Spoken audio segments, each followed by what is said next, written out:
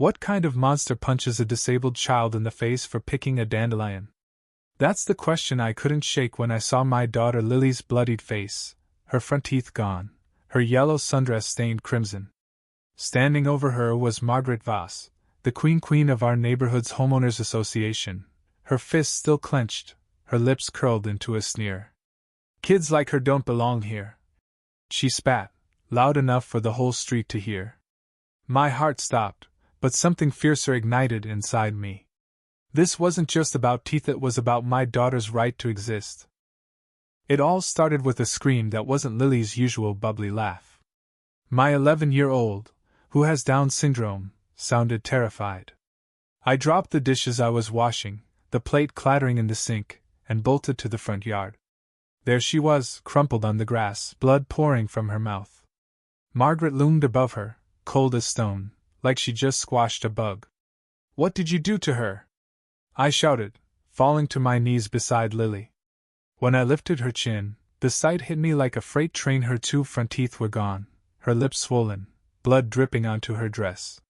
"She was on my property," Margaret snapped, pointing to a sliver of grass between our houses. "I've told you to keep that girl under control." I couldn't process her words. "You hit my daughter, a disabled child." Margaret's face twisted with disgust. "People like you don't belong in Willow Creek," she declared, her voice carrying to the neighbors peeking from their porches. "That girl doesn't fit here." Lily clung to my hand, her tears mixing with blood. "Mommy," she whispered, "the mean lady says I can't stay in our house." My chest cracked open. This wasn't just an attack, it was a declaration that my daughter didn't deserve to exist here. "Call 911. I told old Mr. Thompson next door. We need police and an ambulance." Margaret laughed, brushing her tailored jacket. "Assault? Don't be dramatic." She tripped. "You know how clumsy those kids are." She smirked, adding, "Good luck. My husband plays poker with the police chief." I knew then this was going to be a fight. Officer Bradley showed up, but Margaret was already flanked by her HOA minions, whispering lies. "She attacked my child," I said, cradling Lily.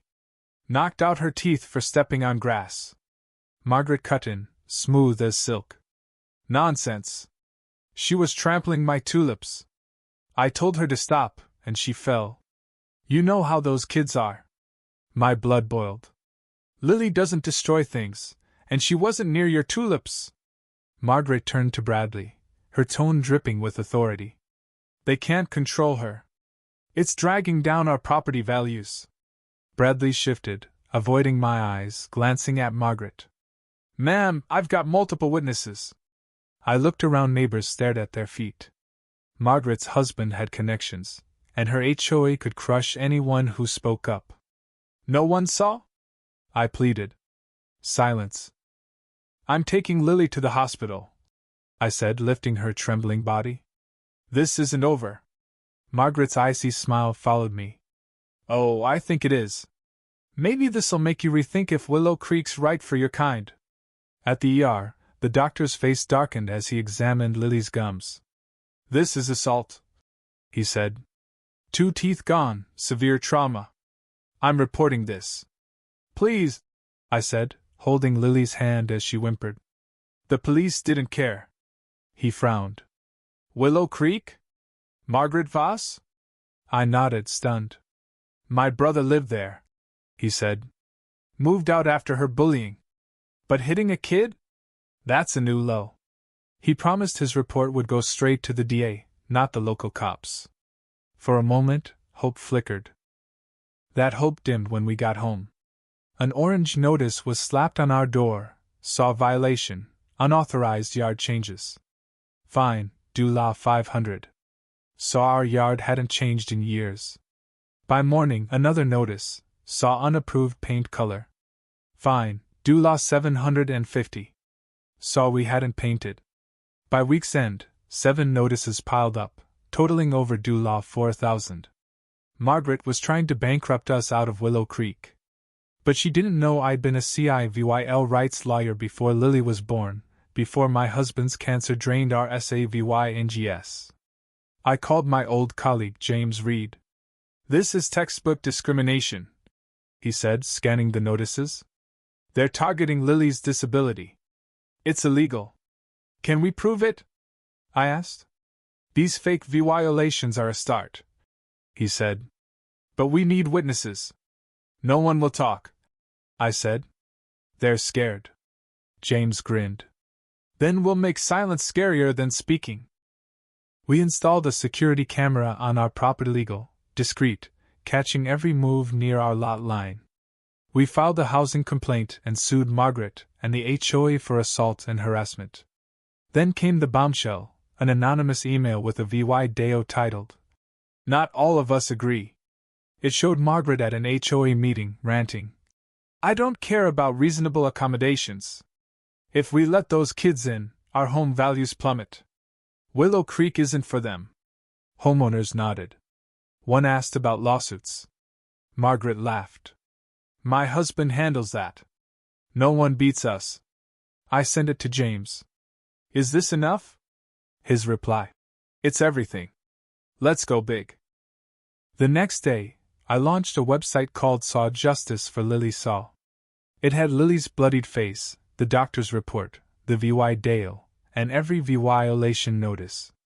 The message was blunt. Margaret Voss, Willow Creek's HOA president, assaulted my 11-year-old with Down syndrome for stepping on grass, then said we don't belong. Now she's weaponizing the HOA to drive us out. I shared it everywhere: social media, news outlets, advocacy groups.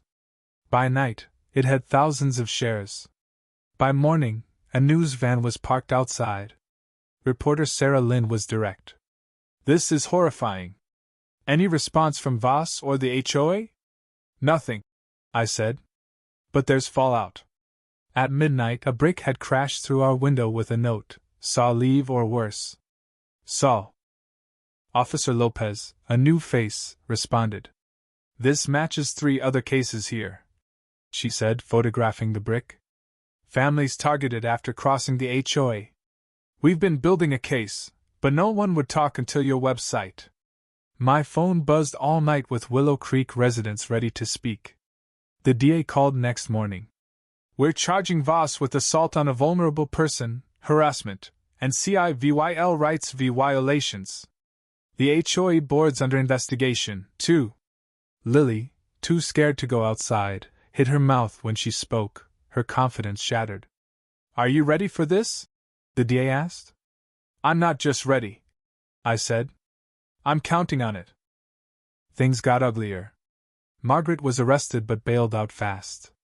Her supporters rallied outside our house, while vying signs, "Saw protect our property values, Saw." But then neighbors I barely knew formed a human shield around us, their signs bolder, "Saw Lily belongs here. No child deserves violence." Saw the media devoured it. Our story went national. Then came the shock. Margaret's husband, Thomas Voss, knocked on my door. "Can I come in?" he asked, looking broken. Wary, I let him in, keeping Lily out of sight. "I'm sorry," he said. "For my wife, for me. I knew what she was doing and stayed quiet." He slid a flash drive across the table: financial records, emails, proof of HOA funds misused to target families, even bribes to officials. "Why now?" I asked. "Because she hurt your daughter," he said. "Use this. Stop her." The trial 6 months later was a circus.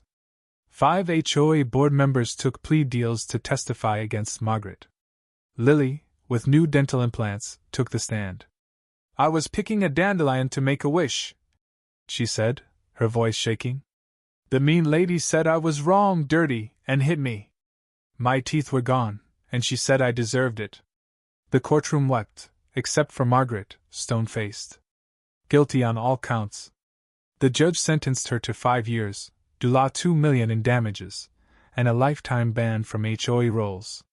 A federal probe into Willow Creek's HOA was ordered. The neighborhood changed fast.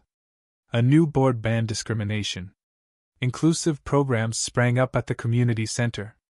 Property values climbed as families flocked to our now diverse enclave. At a block party themed Saw Everyone Belongs Saw, Lily, shy about her teeth, finally smiled wide when kids pulled her into games. A neighbor, Mrs. Carter, approached. "I saw Margaret hit her," she whispered. I stayed quiet. Fear. She paused. "You showed us belonging isn't granted by people like her. It's claimed." That night, Lily asked, "Mommy, do I belong here forever?" I brushed her hair back. "Anywhere you want, my brave girl." She grinned. "I'm glad we fought." So was I. Some fights aren't just for you, they're for everyone told they don't belong. And winning can change everything.